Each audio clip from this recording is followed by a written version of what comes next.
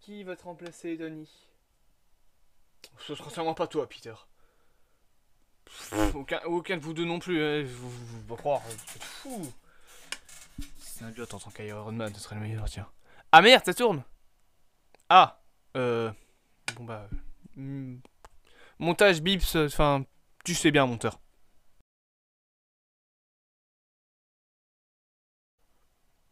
Montage avec un bip là, tu sais bien.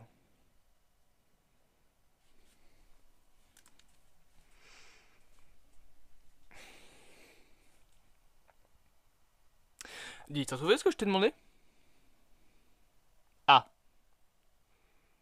Non, c'était pour savoir. Bon bah, merci.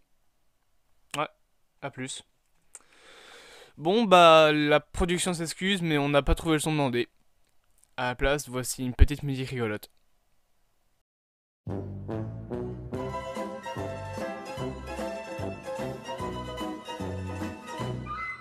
Bonjour à tous. Après la vidéo sur Black 4, nous voici pour parler de Thor Love and Thunder. Arrête avec les effets de montage.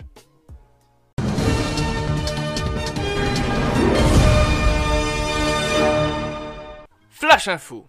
Et oui, nouveau petit concept sur la chaîne, des Flash Info à l'américaine, comme les Breaking News, qui s'introduisent dans les vidéos, histoire de casser un peu le rythme monotone. Et pour commencer en beauté, parlons de la news peut-être la plus importante, puisqu'elle concerne la série Moon Knight, puisqu'il se pourrait que le trailer soit dévoilé ce 17 janvier. Alors, l'info ne fonctionne que si tu ne regardes la vidéo qu'avant le 17 janvier, ou si elle sort bien à temps. Voilà.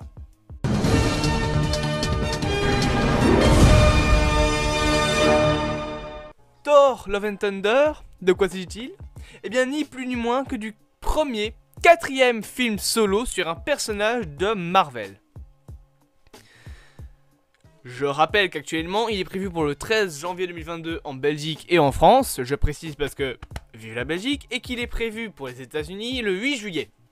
Ce film s'annonce déjà comme une pépite de l'année 2022, puisque nous retrouverons au casting Chris Hemsworth dans son rôle de Thor, Nathalie Portman, je remets ma lumière correctement pour que vous voyez mon beau faciès, dans son rôle de Jane Foster, Tessa Thompson qui garde son rôle de Valkyrie, on reparlera d'elle dans la vidéo plus tard, et bien sûr, le casting entier qui compose l'équipe des Gardiens de la Galaxie, à savoir Chris Pratt en tant que Star-Lord, David Bostita en tant que Drax, Karen Gillan en Nebula, bref, on va pas le faire en entier. Ça va franchement devenir long si on fait le casting en entier. Et on n'est pas là pour refaire un casting, on est plutôt là pour parler de ce qu'on appelle une fuite. Ils sont pas magnifiques ces costumes? Ils font pas années 80 ces costumes? Comme vous le voyez ici, des magnifiques visuels ont été dévoilés sur le net, en plus de quelques petites images que je vous présenterai plus tard, à savoir le costume de Thor et celui de Jane Foster. Ce qui nous laisse déjà supposer plusieurs petites choses. Déjà que Jane pourrait devenir une sorte de nouvelle Thor, comme dans les comics. D'ailleurs, en parlant de ça, je vous propose de lire l'excellent comics All New, All Different Avengers, où l'équipe est entre guillemets refaite. D'ailleurs, il y a la nouvelle Thor dedans. Il y a aussi Nova, Miss Marvel, Miles Morales, Iron Man, La Vision et le Sam Wilson en tant que Captain America. On va pas tous se les refaire, mais voilà. Mais ce qu'on sait surtout, grâce à cette image, c'est qu'elle porte Mjolnir, qui, je le rappelle, a été détruite par Hela dans Thor Ragnarok. Pourquoi j'ai pris cette intonation? J'en sais rien, je m'en fous. Une photo du tournage aurait également fuité. Bien entendu, il y a également l'affiche du film qui aurait fuité. On y voit déjà plus de personnages, notamment Gore, etc. On a un magnifique petit aperçu de Jane avec des éclairs en bleu. Et encore une fois, avec le marteau, qui a été normalement détruit. Ce qui laisse supposer que Mjolnir a soit été reforgé, ou qu'il a possiblement été transporté depuis une autre dimension, voire que ce n'est pas la même Jane Foster. Ce serait possible, ce serait même plutôt probable. Ça, on pourra en reparler dans la vidéo qui sera consacrée à Marvel en général en 2022, qui s'annonce déjà très très longue.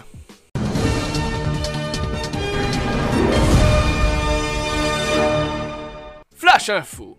Et pour cette seconde Flash Info, nous allons quitter complètement l'univers Marvel. Ça casse un peu ce que j'avais écrit et ce que j'avais créé au début de la vidéo. Pourquoi je prends cette intonation là, je sais pas, mais je l'adore. Et nous allons parler du reboot slash remake du film Destination Finale. Que dis-je, du requel de film de Destination Finale 6. Parce qu'il aurait été annoncé donc que ce fameux reboot slash remake requel, allez voir Scream, vous comprendrez, pourrait être réalisé par Jon Watts. Alors Jon Watts, je le rappelle, on le connaît pour Spider-Man Homecoming, Spider-Man Far From Home et Spider-Man No Way Home. On le connaît également pour un film d'horreur nommé Clown qui est sorti en 2014, que personnellement j'ai bien aimé, et je vous le conseille, c'est la fin de ce Flash Info.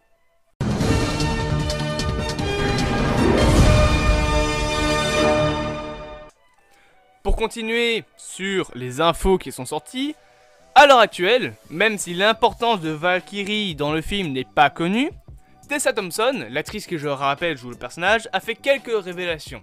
Je cite, et là je vais poser mes yeux sur mes notes, elle a dit « Le personnage a d'étranges pouvoirs pour être honnête, déclare donc la comédienne à un magazine qui s'appelle W Magazine. Elle peut sentir lorsque quelqu'un est proche de la mort, elle l'emmène alors au Valhalla, qui est une sorte d'au-delà dans la mythologie nordique. Elle peut faire revenir les gens à la vie. Lorsqu'elle le fait, elle peut cependant se retrouver dans leur corps. C'est compliqué à comprendre. C'est bizarre et un peu érotique. Et puis elle possède une force surhumaine et est essentiellement une déesse. Wouh!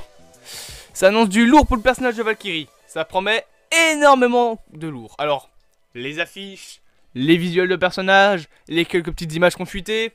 Je rappelle que le film sort le 13 juillet en France et en Belgique. On sent qu'il y a quelques petites choses qui commencent à se faire autour du film. Ça promet donc, comme je l'ai dit, du lourd. Et en attendant de pouvoir en reparler, je me permets de reprendre mon clap et de vous dire ciao, amigo.